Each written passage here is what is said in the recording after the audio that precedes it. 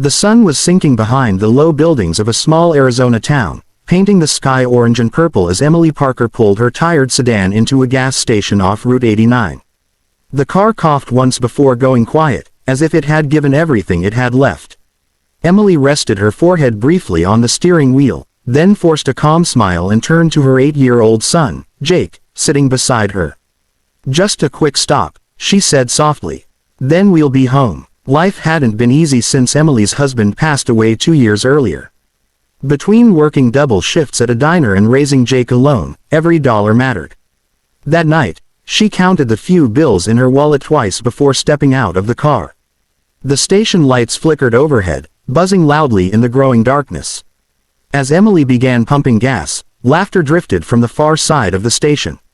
3 men, rough-looking and clearly bored, leaned against a pickup truck. Their clothes were dirty, their voices careless. At first, Emily ignored them, focusing on the rising numbers on the pump. She had learned that silence was often safer. But the laughter grew closer. "Well, look at this," one of them said loudly. "Single mom struggle, huh?" Emily felt her chest tighten. She kept her eyes down, pretending not to hear. Jake peeked out from the car window, his small face confused. Another man stepped closer, glancing at the old car. "That thing even gonna start? Or you need help paying for gas too?" Emily turned slightly, keeping her body between the men and her son. "Please," she said calmly, her voice steady despite the fear creeping in. "We just want to leave." Instead of backing off, the men laughed again. One of them blocked her path to the driver's door, resting his arm against the car. The smell of fuel and dust filled the air. Emily's heart pounded, but she refused to panic. She squeezed her keys tightly in her hand, reminding herself to stay strong, for Jake. Around them, other customers came and went. Some noticed. Most looked away. Jake climbed out of the car and grabbed his mother's jacket. "Mom," he whispered, his voice shaking. "It's okay," Emily replied quickly, kneeling to his level and brushing his hair back. "Stay close to me." Just then, the gas pump clicked, signaling the tank was full. Emily reached to replace the nozzle, hoping the moment would end. But the men lingered, enjoying the power they thought they had. Then, cutting through the night, came a low, rumbling sound. At first, it was distant, like thunder rolling across the desert. The sound grew louder, stronger, unmistakable. Motorcycle engines. One by one, headlights appeared at the entrance of the station. The men turned to look. Emily slowly stood up, her eyes drawn toward the sound as well. The air felt different now, charged, alert. 5 motorcycles rolled in and slowed to a stop near the pumps. And everything changed. The motorcycles came to a smooth stop, their engines still humming like a warning. 5 bikers dismounted calmly, removing their helmets one by one. They were men of different ages, their leather jackets worn from miles of travel, not decoration. There was no rush in their movements, no anger on their faces, only awareness. The 3 thugs stiffened. One of the bikers, tall with streaks of gray in his beard, looked around the gas station before his eyes settled on Emily and Jake. He noticed how close the boy stood to his mother, how Emily's shoulders were tense. Then he turned his attention to the men near the car. "Evening," he said evenly. "Everything all right here?" The question was polite, but the meaning was clear. The thugs exchanged glances. The confidence they'd shown moments ago drained quickly. One of them laughed nervously. "Yeah, man, just talking. No problem." Another biker stepped forward slightly, positioning himself between the men and Emily, subtle, deliberate. The rest of the group spread out without a word, their presence forming a quiet barrier. No one raised a fist. No one shouted. They didn't need to. Emily felt Jake's grip tighten on her jacket. She placed a hand over his and whispered, "It's okay." The gray-bearded biker glanced back at her. "Ma'am, are you okay?" he asked gently. Emily nodded, though her voice trembled when she answered. "We were just trying to leave." "That's so," the biker said, turning back to the men. "Then I think it's time everyone clears the way." One of the thugs tried to save face. "You don't own this place."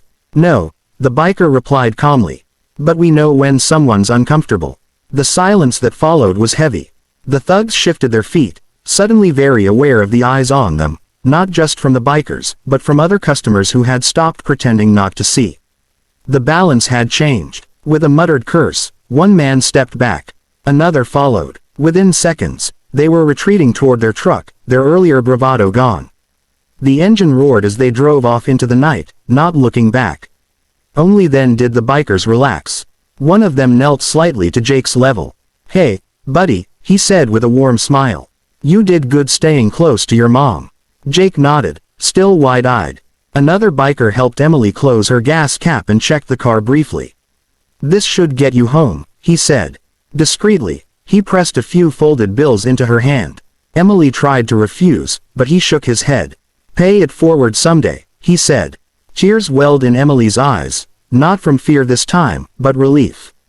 "Thank you," she whispered. "I didn't know what to do." The gray-bearded biker smiled kindly. "You did exactly what you should. You stayed strong." The bikers mounted their motorcycles again. As the engine started, Jake waved. Emily watched as they rode away, their headlights disappearing down the highway. She got into her car, heart still racing, but lighter now.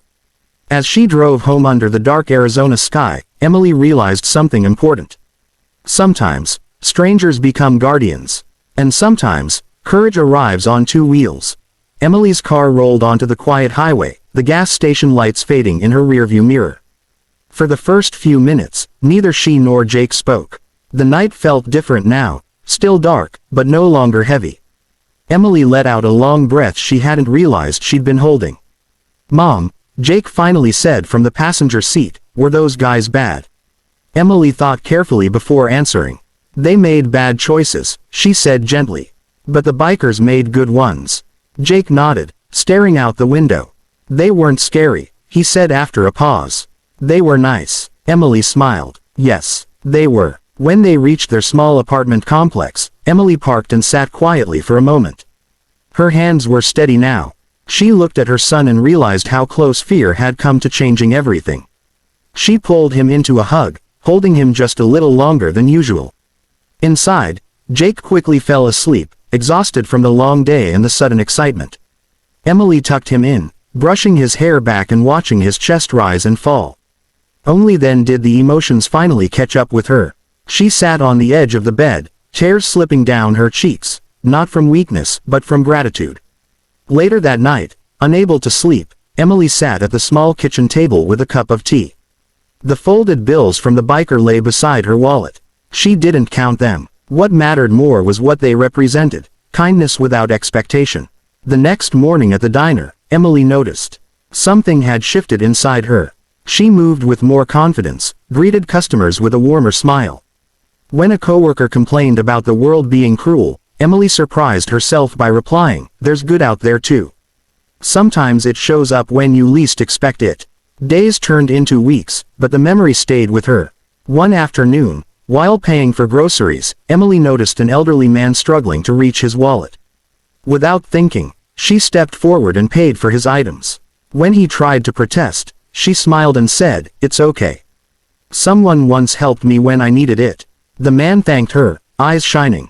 That evening, as Emily and Jake walked home, they heard the distant rumble of motorcycles passing on a nearby road. Jake looked up, excited. "Maybe it's them," he said. "Maybe," Emily replied, smiling. She knew she might never see those bikers again. She didn't know their names or where their road led next. But they had left something behind, something stronger than fear. They had reminded her that even in lonely places, even on ordinary nights, people can choose to stand up for others. That courage doesn't always roar. Sometimes, it simply shows up, stands firm, and refuses to look away. As Emily unlocked her door and stepped inside with her son, she felt something she hadn't felt in a long time. Hope. And that, she knew, was enough to keep her moving forward.